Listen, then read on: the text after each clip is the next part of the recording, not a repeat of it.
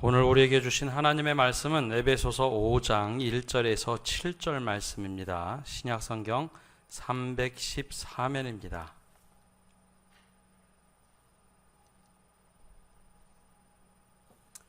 에베소서 5장 1절에서 7절의 말씀 한 절씩 교독하겠습니다.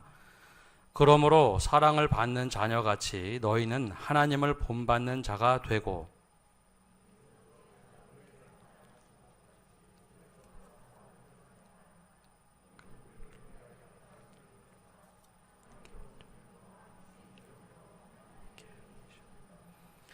음행과 온갖 더러운 것과 탐욕은 너희 중에서 그 이름조차도 부르지 말라. 이는 성도에게 마땅한 바니라.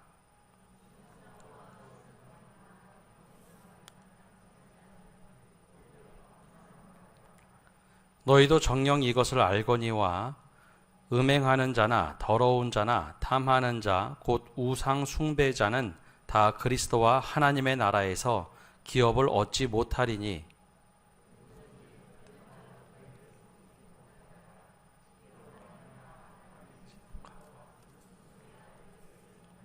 읽겠습니다. 그러므로 그들과 함께하는 자가 되지 말라. 아멘. 올 한 해 이제 마지막 수요일입니다. 2022년이 너무 빨리 지나갔죠. 종종 듣는 말이 연세가 드시면 드실수록 그 연세만큼 속도가 빨라진다라고 하는데 올해 얼마나 빨리 지나가셨는지 모르겠습니다. 제가 수요 기도회와 새벽 기도회는 말씀의 순서에 따라서 설교를 합니다. 수요 기도회는 우리 사도행전을 시작으로 로마서 그리고 에베소서 말씀을 전하고 있고, 수요 기도회는 하나님의 말씀을 보다 깊이 들여볼 수 있는 말씀을 많이 전합니다. 새벽 기도회는 구약과 신약 말씀을 번갈아 가면서 전하는데요. 요즘에는 이사야 이제 후반부 말씀을 전하고 있습니다. 하루를 시작하면서 말씀을 통해서 우리가 기도 제목을 찾고 어떤 기도를 해야 하는가 거기에 초점을 맞춰서 말씀을 나눕니다. 이렇게 순서에 따라서 말씀을 전하다 보면 가끔은 제가 정말 원하지 않는 본문을 설교할 때가 있습니다. 부목사 때도 그런 적이 있는데요. 순서를 딱 따져보면 이번 주에는 내가 이 말씀을 전해야 하는구나, 이 말씀은 비켜갔으면 좋겠는데 하는데 기가 막히게 그 말씀 본문이 딱 제게 와서 그 말씀을 전해야 할 때가 여러 번 있었습니다. 이제 담임 목사로 매번 이 말씀을 전하다 보니 이제 아예 피할 수는 없고, 제 생각과 다른 본문의 말씀이 제게 주어지면 사실 그 말씀과 씨름을 합니다. 주님, 제 생각과 너무 다른 본문의 말씀인데 이거 어떻게 해야 될까요? 그러면서 때로는 오랫동안 씨름하면서 이런 생각도 듭니다. 요나가 이런 생각이었겠구나. 너 니느웨 가서 니느웨가 말한다고 좀 얘기해라. 근데 그것 자체가 싫어서 도망갔던 요나. 그래서 그 속으로 그런 생각이 듭니다. 얼마나 싫었으면 그 가기 싫어서 바다로 도망갔을까. 그런데 이 본문을 숙명처럼 제게 주어진 이유가 있겠구나라는 생각도 듭니다. 한편으로는 이사야나 예레미야처럼 눈물의 선지자라고 부르는 예레미야처럼 그 말씀을 붙잡고 씨름하면서 왜 오늘 하나님께서 이 말씀을 전하라고 하시는지 그 말씀을 붙잡고 생각을 하기도 합니다. 억지로 말씀을 붙잡고 전해야 된다라는 생각으로 굳힐 때도 있습니다. 어찌 보면 목회자에게 이런 상황은 숙명인 것 같습니다. 말씀을 곱씹어 전하면서 오래전 신학교 들어갔을 때 지금은 은퇴하신 교수님 이야기가 생각이 납니다. 저희가 학교 다닐 때는 장신대에서 설교학을 가르치셨는데 나중에는 한일장신대 총장으로 은퇴하신 정장복 교수님이 계십니다. 우리 교단에 적어도 한 20, 30년 선배들까지는 다 이 정장복 교수님께 배웠는데요. 그 교수님이 설교 시간에 꼭 설교학 첫 시간에 이 말씀을 하십니다. 성원 운반 일념이라는 이야기를 합니다. 그리고 그 한자를 십자가에 파서 당신 사비로 십자가 목걸이를 나눠줍니다. 그리고 이 설교학을 공부하는 시간 내내는 이것을 꼭 붙잡고 다녀라. 목걸이 하고 다녀라. 근데 성언 운반 일념이라는 이 한자는 성언, 즉 하나님의 거룩한 말씀을 운반한다, 전달하는데 하나의 마음을 가져라 라는 겁니다. 우리의 생각이 많이 들어가거나 다른 생각이 많이 들어가서 하나님의 말씀을 다르게 왜곡하지 말고 하나님의 말씀을 그대로 전달해서 성도들로 하여금 그 말씀으로 살도록 하라라는 것입니다. 그래서 이 교수님이 가르치실 때는 수업 시간에 망치도 들고 오고 여러 가지 협박하면서 야, 사기꾼 되지 마라 라고 하면서 늘 가르쳐 주셨던 이야기가 생각이 납니다. 그러면서 제가 이제 부담스러워하는 본문을 말씀을 전하다 보면 때로는 그런 마음이 듭니다. 제가 가지고 있는 생각과 하나님의 말씀이 마치 막 버무려지면 이게 발효가 될 때가 있습니다. 좋은 음식 먹으면 발효가 되죠. 발효되는 것은 성질은 그대로 있는 것 같지만 모든 것이 다 바뀌어 버립니다. 그래서 발효라고 하는 것은 긍정적인 것입니다. 때로는 썩는 경우도 있지만 발효가 되면요 전혀 새로운 물질이 나오죠. 종종 제가 말씀을 전하면서도 야 이게 내 생각과 하나님의 말씀이 섞여서 발효가 되나 보다 라고 생각이 들 때가 있습니다. 그렇게 말씀을 전하고 나면 제가 굉장히 부담스러워했던 것들도 제 마음에 한결 가벼워지기도 하고 야 하나님이 원래 이러신 분이었지 라는 생각을 다시 한번 하게 됩니다. 그러면서 제 스스로 생각합니다. 내가 예배를 드리면서 설교하는 거지 설교하기 위해 예배 드리는 거 아니구나. 예배를 드리면서 설교할 때 그 설교가 정말 내 안에 발효가 되고 하나님께 온전히 올려드리면 또 그 설교를 통해서 내가 예배하고 예배를 통해 설교하고 내가 변화되는구나 라는 생각을 합니다. 그리고 저는 그것을 은혜라고 이해를 합니다. 오늘도 말씀을 듣는 성도들 위해 이런 은혜가 있기를 간절히 바랍니다. 내 생각과 하나님의 말씀이 잘 버무려져서 발효가 잘 되면 전혀 새로운 내가 될 수 있다는 것, 이것이 바로 은혜입니다. 오늘 바로 이 동일한 은혜가 함께하기를 바랍니다. 오늘 말씀은 지난주에 이어서 하나님을 본받는 자가 되라 라는 두 번째 말씀입니다. 지난주에는 삼위일체 하나님의 모습으로 또 그 관계를 가지고 하나가 되라 라는 모습이었다면 오늘은 하나님을 본받는 자가 되기 위해서 해야 할 일과 하지 말아야 할 일을 오늘 말씀을 통해 증거하고 있습니다. 지난주는 1, 2절 말씀을 통해서 보았다면 오늘은 3절에서 7절까지 말씀을 좀 집중해서 보려고 합니다. 사자성어 중에 금묵자흑이라 라는 말이 있죠. 묵을 가까이 하면 검게 물들어 버린다. 이 사자성어는 훌륭한 스승을 만나면 스승의 행실을 보고 배움으로써 자연스럽게 스승을 닮는다라는 뜻을 가지고 있습니다. 근데 반대로 나쁜 무리와 어울리면 보고 듣는 것이 언제나 그릇된 것뿐이어서 자신도 모르게 그릇된 것으로 간다라는 사자성어죠. 우리는 누구를 가까이 하고 무엇을 가까이 하는가? 오늘 말씀에는 이것을 질문하고 던지고 있습니다. 가까이 해야 하는 것과 버려야 할 것. 바로 가까이 하는 것은 삼위일체 하나님을 닮아가는 것. 바로 하나님의 친교를 닮아가는 것이라면 반대로 절대 닮아서도 가까이에서도 안 되는 것을 바울은 크게 두 영역으로 말하고 있습니다. 바로 3절과 4절 말씀인데요. 함께 읽어보겠습니다. 3절 4절입니다. 음행과 온갖 더러운 것과 탐욕은 너희 중에서 그 이름조차도 부르지 말라. 이는 성도에게 마땅한 바니라. 누추함과 어리석은 말이나 희롱의 말이 마땅치 아니하니 오히려 감사하는 말을 하라. 아멘. 두 가지 영역, 3절과 4절은 두 가지 영역입니다. 하나는 성적 윤리에 대한 말씀은 3절이고 4절은 말에 대한 말씀입니다. 3절은 버려야 할 것 중에 성적 윤리에 대한 말씀을 하면서 이것은 반드시 버려라. 이름조차도 부르지 말라라고 하면서 아주 엄격하게 경계를 하고 있습니다. 왜 이런 말을 하고 있을까? 당시 이 말씀을 받아들은 곳은 에베소입니다. 계속해서 에베소라는 지역의 특성을 제가 말씀을 드리는데요. 에베소는 거대한 항구가 있는 소아시아 지역입니다. 예전부터도 현대까지도 모든 항구가 있는 도시는 성적으로 좀 문란한 도시입니다. 돈도 많고요. 상업이 발달한 곳이죠.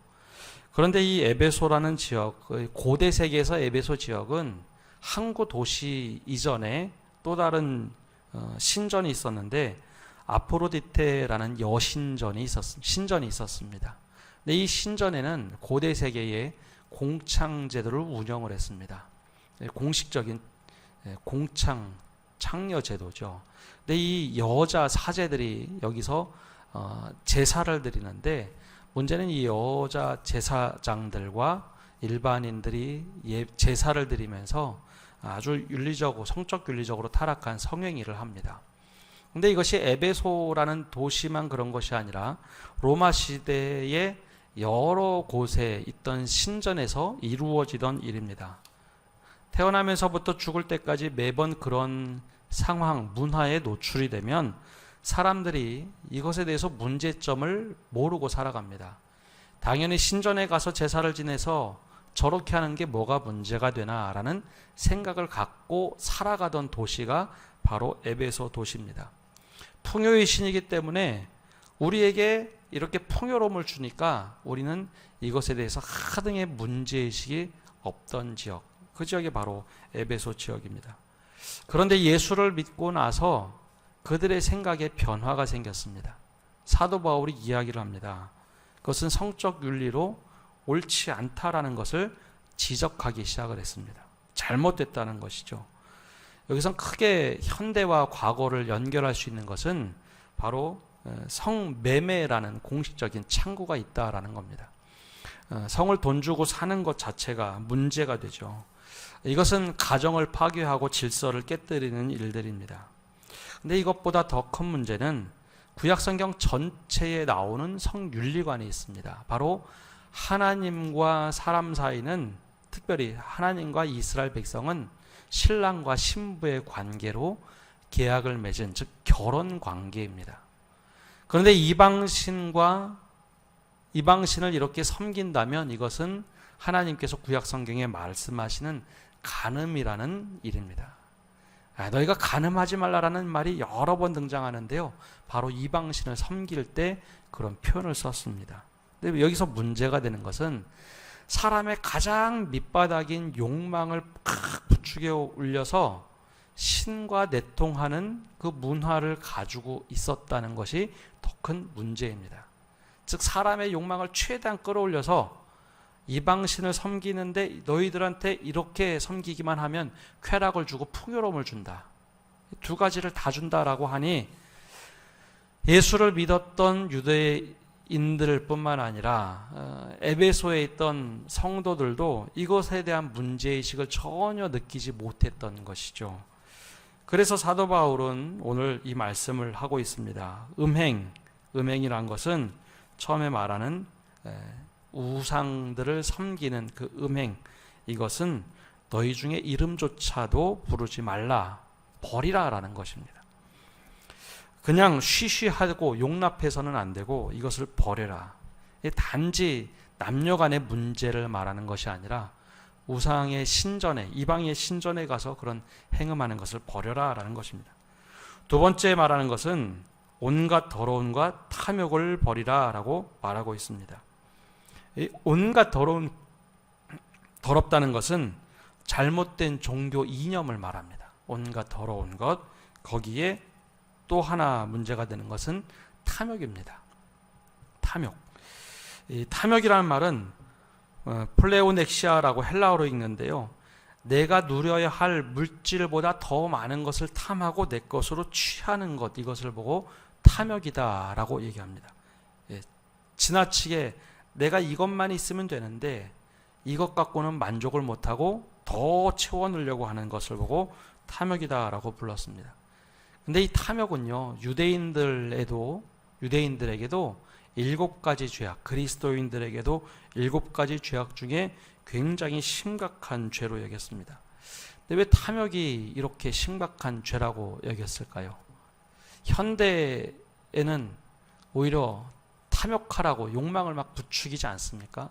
근데 고대 세계에서 이미 탐욕이란 것은 특별히 그리스도인들에게 굉장히 중한 죄로 여겼습니다. 왜냐하면 내게 채워야 할 것 이상을 채우기 위해서는 누군가 남의 것을 빼앗아야 되기 때문입니다. 내가 하고 싶은 것이 있어서 내 것을 더 채우려면 누군가의 것을 내 것으로 채워야 되기 때문에 여기서 이웃과의 관계를 깨뜨리게 되어 있습니다. 하나님께서 만나나 메추라기를 통해 적절하게 주시는 은혜가 있는데, 그래서 우리가 주님께서 가르쳐 주신 기도를 드릴 때 우리가 어떤 기도를 드리나요? 우리에게 일용할 양식을 달라라고 기도하죠. 예, 일용할 양식이지 차고 넘치는 넉넉함을 달라라고 기도하도록 주님이 가르쳐 주시질 않았습니다. 야, 너 차고 넘치도록 넉넉하게 구하라가 아니라 일용할 양식, 나에게 필요한 것을 달라고 구하라고 가르쳐 주셨죠. 그런데 이 탐욕을 채우려면 하나님의 그 이상의 것을 원해야 합니다. 하나님 이거 들어주지 않으시면 안 됩니다. 그러다 보니 이 말씀이 바로 앞에 있는 음행과도 연결이 됩니다. 욕망을 채워주죠. 풍요로움을 주죠. 그러니 하나님보다 탐욕의 눈으로 이방 신을 섬길 수 있는 그 함정에 빠질 때가 더 많습니다. 그래서 탐욕은 고대 세계부터 하나님을 대적하는 일이다 라고 말을 합니다. 그래서 오늘 말씀 뒤에도 나오지만 골로새서 3장 5절에 탐욕을 이렇게 정의를 합니다. 그러므로 땅에 있는 지체를 죽이라. 곧 음란과 부정과 사욕과 악한 정욕과 탐심이니, 탐심 즉 탐욕은 우상 숭배니라. 우상 숭배와 탐욕을 똑같은 개념으로 보았습니다. 오늘 말씀 뒤에도 우상 숭배 즉 탐욕은 우상 숭배로 연결이 된다라고 하면서 경고를 합니다. 탐욕은 그만큼 하나님을 떠날 수 있는 굉장히 막강한 영향력을 끼치는 존재입니다. 탐욕을 우리가 마음 품기 시작하면 탐욕을 잠재우는 사람이 아니라 탐욕에 지배당하는 사람이 됩니다. 더 나아가서 이웃을 관계의 대상이 아니라 이용의 대상으로 봅니다. 이게 무슨 의미인가 하면 나를 위해서 이웃이 있는 거죠. 나의 행복과 나의 성취감을 위해서 이웃이 있는 겁니다. 그들은 모델이 되어야 되고 장식품이 되어야 됩니다. 근데 내 것을 반대하면 그것이 바로 없애야 될 존재가 되는 것이죠. 탐심이 지배하면 현재가 제일 중요합니다. 하나님께서 나중에 우리 들어갈 천국의 보화를 쌓아놓아라 하는 데는 관심 없고 지금 이 순간만 중요합니다. 그래서 탐심은 하나님이 없어도 살아갈 수 있는 욕망을 불러일으키는 존재이기 때문에 우상 숭배다라고 합니다. 그래서 그것을 이름조차 부르지 말라라고 한 이유는 무엇일까요? 왜 이 세 가지, 즉 음행과 온갖 더러운 것과 탐욕은 너희 중에 그 이름조차도 부르지 말라라고 하셨을까요? 그 이유는 간단합니다. 교회 내에서 이 이야기를 하는 사람이 너무 많았기 때문입니다. 원래 그렇게 살던 에베소 교인들이 예수를 믿고 이제 내가 변화된 삶을 살겠다라고 생각은 했지만 교회 와서 현대로 얘기하면 구역 예배를 한다든지 드리고 나서 혹은 작은 모임을 할 때 매번 얘기할 때 이런 얘기를 하는 겁니다. 야, 누가 또 이렇게 음행을 했대. 그때 잘 살더라.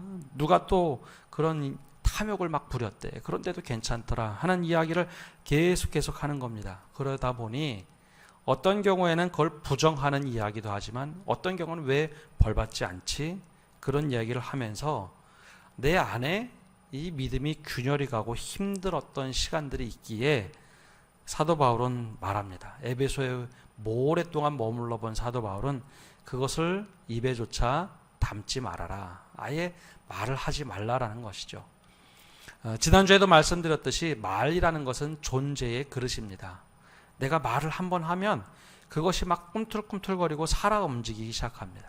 그래서 내가 한 말은 살아있는 생명력이 있어서 다시 그것이 내 안에 들어오고 내 귀에 들리기 시작합니다. 실제화가 되죠. 내가 한 모든 말이 실제화가 됩니다. 그래서 사도 바울은 그 이름조차 부르지 말고 그 존재를 부정하고 아예 상관없는 사람으로 살아라 라고 권면을 합니다. 어떤 분들은 그럴 수 있습니다. 음행과 온갖 더러운 것과 탐욕과 싸워서 이길 수 있는 믿음이 있지. 한두 번 싸워서 이길 수 있습니다. 그러나 이것은 굉장한 경계선상에 있기 때문에 계속해서 이 선상에서 왔다 갔다 하다 보면 한 번의 실족은 믿음을 돌이키기 힘들 만큼 큰 실족을 만들어냅니다. 그래서 오래전에 최일도 목사님이 바퍼 사역을 하실 때 그 청량리 588에서 사역을 할 때 이제 뒤에서 들렸던 이야기들이 있었습니다. 최일도 목사님 몇 분 아주 신실하게 지켰던 분들은 아주 사역을 잘했는데 거기 원칙이 있습니다. 해 떨어지고 나선 하지 마라. 해 떨어지고 나선 하지 마라가 사역의 원칙입니다. 절대 들어가지 마라. 그 지역은. 그런데 아주 신앙이 좋았던 사람들 가운데는 무슨 소리야? 나는 그거 잘할 수 있어. 라고 들어갔다가 완전히 실족해서 공동체를 떠났던 사람들의 이야기가 종종 들려오곤 했습니다. 그래서 이것은 아예 입에조차 대지 말라라고 하는 바로 만연했던 그 생각들을 버리라라는 것입니다. 오늘 말씀에 두 번째 또 하는 것이 있습니다. 두 번째는 바로 말에 대한 이야기입니다. 바로 4절 말씀 다시 한번 읽어보겠습니다. 4절입니다. 누추함과 어리석은 말이나 희롱의 말이 마땅치 아니하니 오히려 감사하는 말을 하라. 이 두 가지는 중의적인 표현이 있는데요. 이 말 속에는 다 음행과 연관되었다라고 보는, 성적인 것과 연관되어서 보는 의미도 있고 실제로 조심해야 할 말이라는 뜻을 가지고 있습니다. 여기서 가장 먼저 누추함이라고 하는 것은 내가 하는 말 중에 파렴치한 말 혹은 도덕적으로 사람을 부끄럽게 만드는 모든 것을 의미합니다. 내가 말을 했는데 이 누추하다라는 표현이 우리 누추한 집에 와서 누추한 집에 오셔서 정말 제가 어떻게 몸들 바를 모르겠습니다. 그런 누추함이 아니라 여기서 말하는 것은 입에 올리기조차 부끄러울 정도고 속되고 더러운 말이라는 뜻을 가지고 있습니다. 그런 말을 했을 때 그런 말 자체를 마땅치 아니하니 하지 말아라 라고 경계를 하고 있습니다. 사람과 동물의 큰 차이 중에 하나, 여러 가지가 있겠지만 그 중에 하나가 부끄러움입니다. 동물은 절대 부끄러움을 느끼지 않습니다. 본능대로 움직이죠. 그것이 생존이기 때문입니다. 그러나 사람은 생각의 지혜가 있기 때문에 부끄러움을 느낍니다. 다른 사람의 하는 행동도 부끄러움을 느끼지만 내가 하는 행동도 부끄러움을 느낍니다. 그래서 오늘 말씀에 누추한 말, 누추함은 마땅치 아니하니 버려야 된다라고 하는 것은 모두에게 부끄러움을 행하는 일 자체를 버리라라는 의미를 가지고 있습니다. 두 번째는 어리석은 말이라고 했는데요. 여기서 어리석다라는 것은 잘 모르면서 하는 척하고 극복한 척하고 잘 모르는데 아는 것처럼 하는 것, 그것을 말합니다. 그래서 어리석은 말, 더 나아가서 희롱의 말도 얘기합니다. 경박하거나 무례한 말이나 농담을 얘기하죠. 근데 이 희롱하는 말이라는 의미들이 이제 현대에 들어와서 이제는 우리 사회 속에도 이제 어떤 규칙 속에 이 말이 제어가 되기 시작을 했습니다. 현대에는 이제 감수성이라는 이야기를 많이 하죠. 뭐 성적 감수성, 성적 감수성, 뭐 그런 표현들을 굉장히 많이 합니다. 그래서 요즘에는 어떻게 표현하는가 하면 내가 무슨 말을 했는데 상대방이 어떻게 받아들이느냐가 더 중요한 감수성으로서 표현한다라고 얘기합니다. 그래서 내가 이 말을 했는데 상대방이 기분 나쁘다. 그러면 내 말을 수정해야 된다라는 것이죠. 성적인 문제도 또 표현도 다 이제는 그런 관계로 들어갔습니다. 근데 이 말을 만들고 이렇게 해야 된다고 했던 출발이 대부분 기독교 국가, 유럽의 국가들입니다.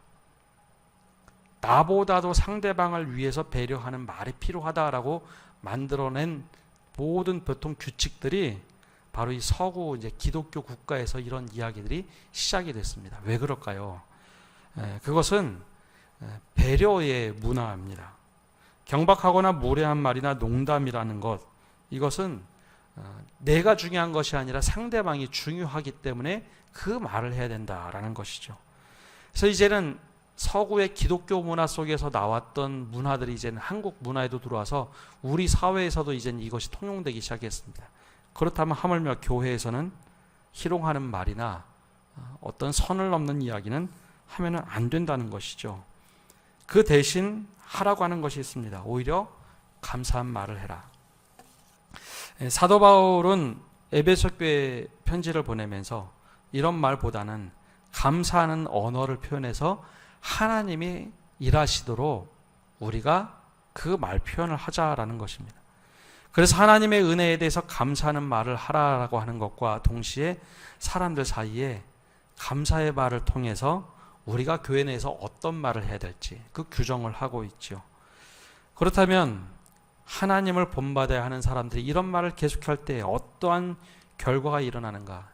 여기에서는 우리가 가지고 있는 교리가 좀 헷갈리는 순간이 오늘 말씀에 나타납니다. 우리는 예수 믿으면 구원받는다. 기계적 구원을 많이들 생각을 합니다. 기계적 구원이란 것은 예수님 믿으면 기계가 척척척 돌아가듯이 한 치의 오차 없이 구원까지 완전히 이른다라고 생각을 하는데요. 실제로 성경에서 나오는 말씀들을 보면 그렇지 않은 것이 굉장히 많습니다. 오늘 말씀 중에 하나가 바로 이 말씀입니다.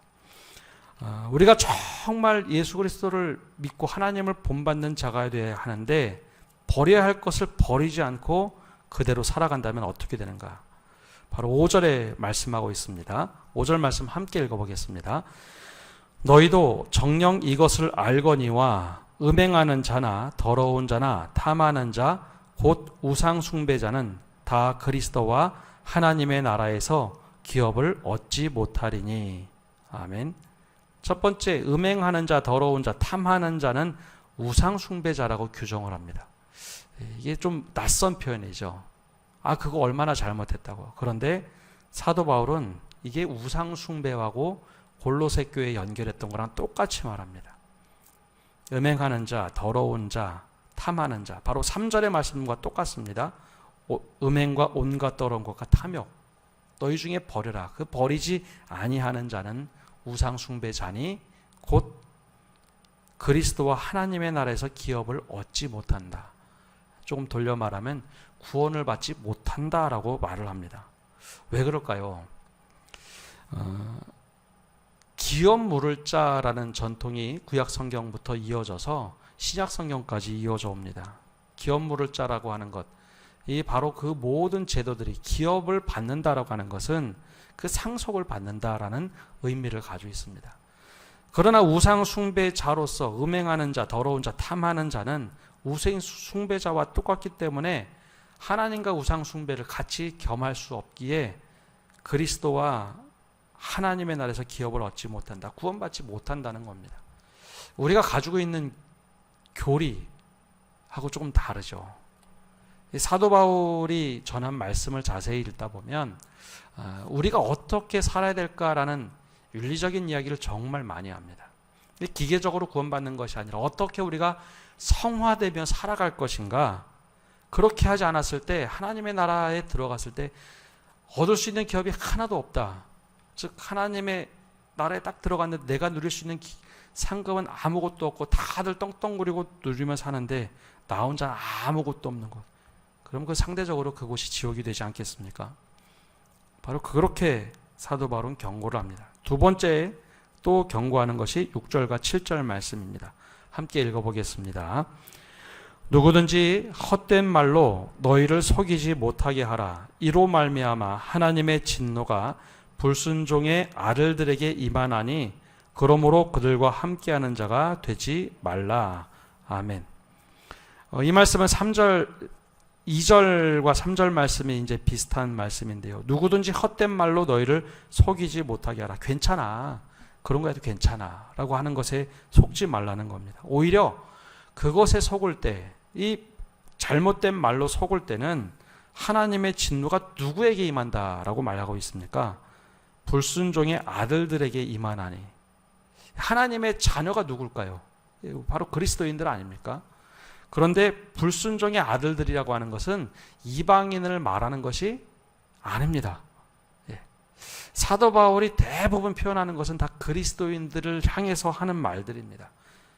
즉 하나님의 진노가 누구에게 임하는가? 불순종의 아들들에게. 이방인은 그렇다 치고 저들은 하나님의 마지막 때가 되면 심판받지만 왜 어찌하여 불순종의 자녀가 되었는가?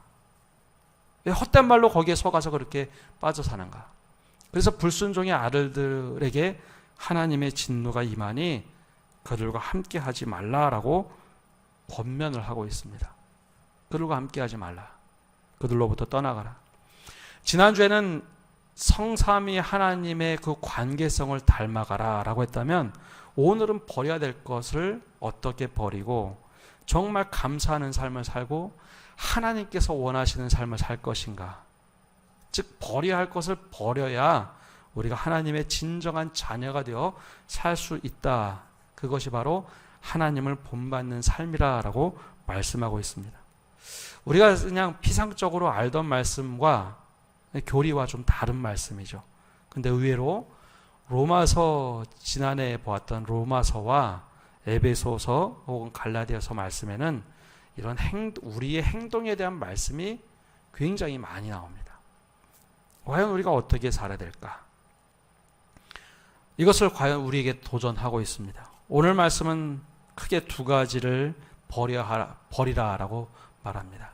바로 성적 윤리인데 여기에 깊이 감춰져 있는 것은 바로 탐욕에서부터 나오는 윤리입니다. 탐욕이 심해지면 심해질수록 우리는 하나님을 의지하기보단 내가 제일 중요한 사람이 됩니다. 우상 숭배도 나를 도와주기에 그것을 믿고 따르는 존재죠. 그것을 버리라. 두 번째는 바로 말. 우리가 어떤 말을 할 것인가. 그 말이 아니라, 잘못된 말이 아니라 감사의 말로 우리를 채워라. 그래야 하나님의 진노가 우리에게 임하는 것이 아니라 하나님의 은혜가 또 하나님의 삼위일체 하나님의 그 거룩한 사랑의 공동체로 살 수 있다라는 것을 말씀하고 있습니다. 바로 이 은혜를 갖고 살아가시는 성도 여러분 되시기를 바랍니다. 이것이 나로부터 시작될 때 은혜가 됩니다. 바로 이 은혜를 가지고 나로부터 바로 하나님을 정말 신뢰하고 사랑하는 모든 성도들 되시기를 축복합니다. 기도하겠습니다. 하나님 감사합니다. 오늘도 저희가 주님 앞에 나와서 말씀을 듣고 기도를 합니다. 주님, 우리 안에 음욕과 탐욕을 버리고 그리스도인의 마땅한 삶을 살 수 있도록 우리들의 생각을 주장하여 주시옵소서. 우리들의 잘못된 생각들이 나로만 향했다면, 탐욕으로 향했다면 그것을 온전히 버리는 은혜를 허락하여 주옵소서. 더 나아가서 부끄러운 말과 희롱의 말을 버리고 감사의 말로 우리의 입술과 생각을 가득 채워주셔서 하나님의 은혜로 살아갑니다. 생명을 살리는 사람으로 살아갑니다. 고백하게 하여 주시옵소서. 이 은혜가 우리에게 차고 넘칠 때 바로 나로부터 이 변화의 물결이 시작되도록 축복하여 주옵소서. 감사드리며 예수님의 이름으로 기도합니다. 아멘.